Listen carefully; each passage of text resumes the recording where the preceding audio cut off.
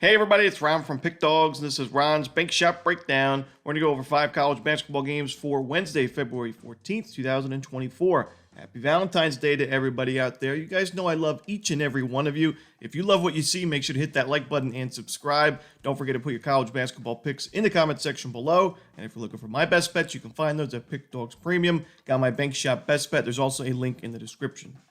Alrighty, let's get into it. Here are the games for Valentine's Day in college hoops.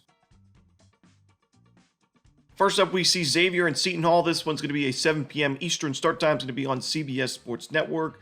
I'd say Xavier has been featured more on the Bank Shop Breakdown than any other team in college basketball this year. We've just been able to read this team pretty well, and I'm fading them in this spot on the road. Xavier has not been a great road team this year. They have 2 true road wins. One of those was a blowout win at Providence, which is pretty impressive. It's a tough place to play. The other one, though, is against DePaul. Doesn't really say much there. And other than that, Xavier lost at Purdue, at St. John's, Villanova, UConn, Creighton. They lost to against the UConn game was a 99-56 final score. So we've seen some really bad performances from Xavier on the road. Seton Hall, not necessarily one of the juggernauts in the Big East, but they are a much better team at home. We saw them upset UConn at home earlier in conference play. They're playing with revenge in this matchup, and I think they match up pretty well, honestly. In that first game, it was a game where Seton Hall shot 2 of 15 from 3, 13%. Xavier, who doesn't really shoot the ball that well, shot 50% from the perimeter. I don't think we see those kind of numbers in this matchup. I mean, Xavier scores most of its points from 2-point range, 53% of those points. And,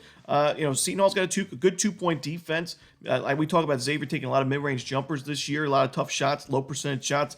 I don't think it's going to bode well for him on the road here. I'm going to go with Seton Hall in this one. We're getting a pretty good price with the Pirates because they're not in the best form as of late, coming off that blowout loss to Villanova. But I like them in this spot to bounce back. Next up, we see Missouri State and Murray State. This one's going to be an 8 p.m. Eastern start time. It's going to be on ESPN+. I think we have 2 teams going in different directions right now. We've seen Missouri State lose its last 2 games, lost against Northern Iowa. Not an amazing loss there. And then against Indiana State. It was a competitive game, but it was a home game. Games that you would think Murray State or Missouri State would like to pick up. On the other side, Murray State has won 2 of its last 3 games. They beat Northern Iowa, and they beat Evansville in their last matchup. And that Northern Iowa game was a 71-43 blowout on the road. So really impressive stuff. Probably the most impressive win other than maybe the Bradley win at the beginning of the season for the Racers. And I think Murray State's been flying under the radar all season. I think this is a team to watch out for in conference tournament play. Maybe not going to be a high seed because right now they're only 7-7 in conference play, but a team I don't think anybody in this conference is going to want to play in that tournament. They're in a pretty experienced roster, 82nd ranked in experience. You don't see that a lot for these mid-major schools in the Missouri Valley Conference. They do a great job of taking care of the basketball. They're good on the defensive glass. They force turnovers. They don't take too many fouls defensively. And really, the problem with this team has just been the shooting percentages are off. I mean, guys like Rob Perry, he's shooting below 30% from 3. I remember a couple years ago at Seton, he was in the high 30% range. So I think he's going to improve as the season continues. And I think Murray State has a good shot to pick up another nice win in conference play here. Going to go with Murray State and lay the points in this matchup. Next up, it's St. Joseph's and Loyola Chicago. This one's going to be 8 p.m. Eastern. It's going to be on ESPN+. Now, Loyola Chicago has been a thorn in my side recently. I've faded them a few times in recent matchups, and they're on a 4-game win streak, and they're covering a lot of spreads along the way. But I still see the underlying issues with this team. I do think there were some regression concerns going forward for the Ramblers. This is a program I really like to watch. They're a really exciting team, especially when they play at home.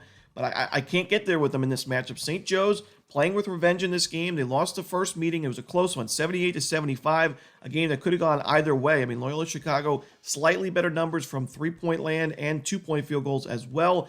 The difference maker that I don't think is going to be the difference maker in this matchup is the fact Loyola Chicago had 14 offensive rebounds in that first game. Now, St. Joe's isn't a great defensive rebounding team, but Loyola Chicago was ranked 311th in offensive rebounding percentage. They had more offensive rebounds in that game than they did in most of the games this season. I don't think they're going to get those second chance looks in this one. I think St. Joe's also, Loyola Chicago, we know that this team takes a lot of 3-point jumpers and they make them at a pretty good rate, but their 3-point defense is not very good. Loyola Chicago ranked 293rd in 3-point defense. St. Joe's, a very, very efficient 3-point shooting team. They're 28th in the country, and they score 40.6% of their points from the perimeter. That's the 5th most in terms of point distribution. I think St. Joe's competes in this game from the perimeter against Loyola Chicago, and I like St. Joe's to win this game outright. Give me the points here with the Hawks.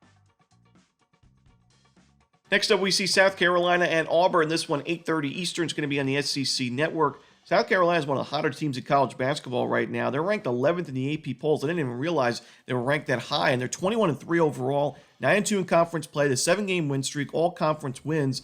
And, like I said, one of the hotter teams in college hoops, but this, to me, is a miserable matchup, or a miserable spot, I should say, for the Gamecocks, who now have to go on the road against Auburn, which is a very, very tough place to play, against a very, very tough team. And an Auburn team is coming off a blowout loss to Florida, at Florida in its last game, 81-65. But before that, Auburn was playing really well. They earned a 18-point win over Alabama at home in their most recent home game. And South Carolina, they have 3 losses this year. 2 of those losses were on the road. One at Clemson by 5 points. The other one at Alabama in a 74-47 blowout. And, we've seen South Carolina play well on the road at times. We saw them, beat Tennessee outright. They beat Georgia on the road. But I still think that South Carolina's strength of schedule in non-conference play, 336th, and the fact that they've taken care of most of the weaker teams in the SEC makes them, quite overrated right now with that, with that record, that rating. I can't believe they're ranked 11th in the AP polls. I mean, they're ranked 45th in KenPom. It shows you the metrics, don't really love this team going forward. They don't really force a lot of turnovers. Fundamentally, they're, a pretty sound team. They don't get to the free throw line much. I think South Carolina is a good team. I think Auburn is a great team. And at home, I like Auburn to win and cover the number. Give me Auburn. I'm going to lay the points. And the final game we're going to talk about for the Wednesday card in college basketball, it's going to be Iowa and Maryland. This one, 8:30 Eastern on the Big Ten Network. Iowa, really impressive stuff from them last time out against Minnesota. They were down big in that game. They gave 51 points in the first half, but their defense stepped it up, only gave them 34 in the second half, and Iowa earned the comeback victory. They almost covered that game as well as a favorite. They were laying about 6.5 points, and they were up by 8 points in the final seconds. But, of course, Minnesota takes the garbage time three-point shot at the buzzer, makes that shot, and Minnesota covers. But Iowa is still really impressive there. And, this is a team, like most teams in this conference, that plays a lot better at home than on the road. But, Iowa still has 2 true road wins in conference play this year. They had a few last year as well. And these are 2 very different styles of teams. Iowa, 11th in the country in adjusted offensive efficiency, one of the best shooting teams in college hoops. They take care of the basketball. Maryland, very, very weak offensively, but the 5th best adjusted defensive efficiency team in the nation. But to me, I just think Maryland, I just can't get there with Maryland.